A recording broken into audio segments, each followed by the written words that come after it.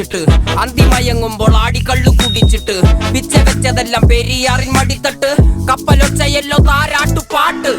ആര് കാണുവാനാ ടങ്ങിയങ്ങ് ജീവിച്ചിട്ട് കണ്ണുനീര് പൂട്ടിയല്ലോ കൂച്ചി വിലങ്ങിട്ട് തുച്ഛ ജീവിതത്തിൽ ആശയെല്ലാം നിർത്തിയിട്ട് ഒടുക്കം മരിക്കുമ്പോൾ 6 അടി മണ്ണ് സ്വത്ത് പിടിച്ചത്